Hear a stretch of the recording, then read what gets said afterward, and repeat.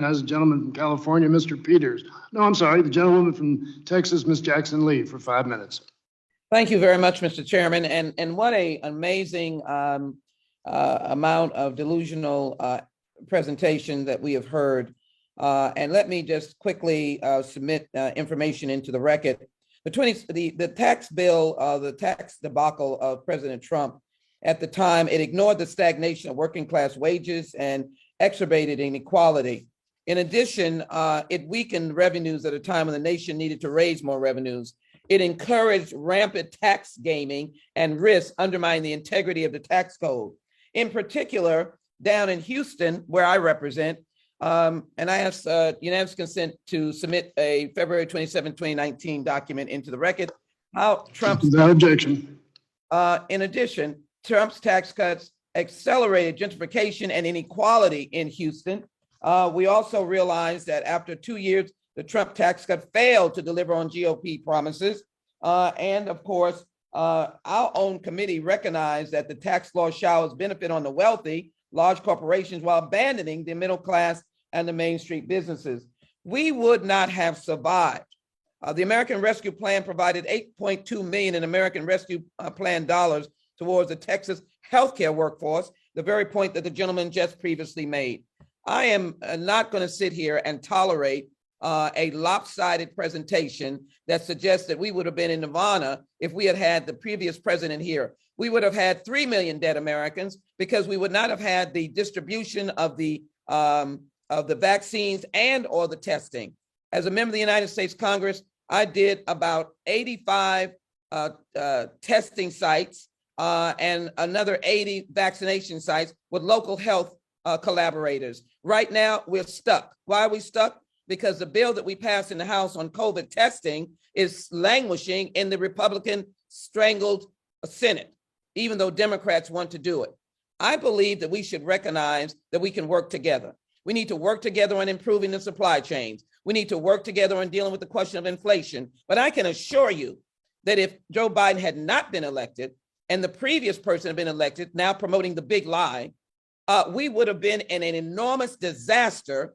More people would have died. The monies to move the distribution of the vaccines and the testing protocol would not have worked. And families would have been in the streets carrying their belongings, as we saw in Houston before those dollars came, with whole families taking baby carriages out. This is an outrage that anyone would want to characterize the American Rescue Plan as anything but a rescue plan.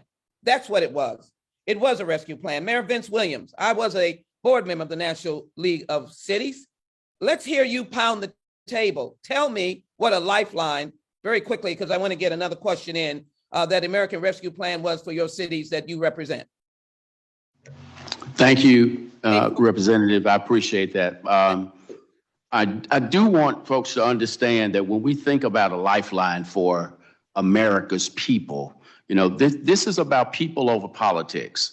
And we've got to make sure, and you just made the comment about working together. This is about everyday Americans, and it doesn't matter what district you're representing. There are people hurting in all of our districts and communities.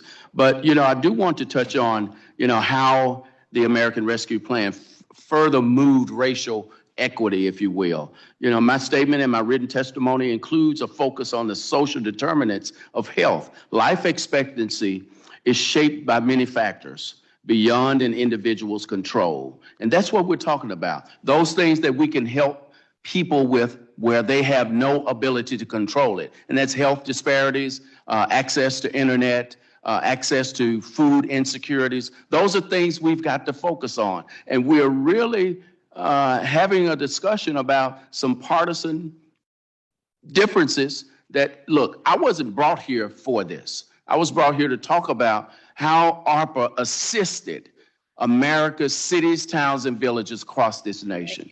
And my main focus is about the people who have been hurting, the people who have died as well. And certainly, I've mentioned in my commentary that our first responders were our heroes, certainly the nurses in our community. But when we talk about healthcare, my city doesn't have a hospital. We have 2 urgent care facilities, you know, so certainly hospital opportunities are needed. If I might. Yes. question. Thank you, Mayor, very much. On Thank what you. the American Rescue Plan had on poverty, and if you can just restate the value of the child tax credit in my waning moments. Mr. Chairman, if she can answer that question. Ms. Barrett? She may answer. Okay. Over the last 80 years or more, it might be difficult to think of a single piece of pre-pandemic legislation that's been more effective than the rescue plan at preventing poverty. Final poverty figures are not available for 2021 yet, but researchers know enough about the rescue plan to say several things. First, the American Rescue Plan kept a huge number of people above the poverty line in 2021, more than 12 million people, according to projections by Columbia University. This includes 5.6 million children, compared to what poverty would have been without that legislation.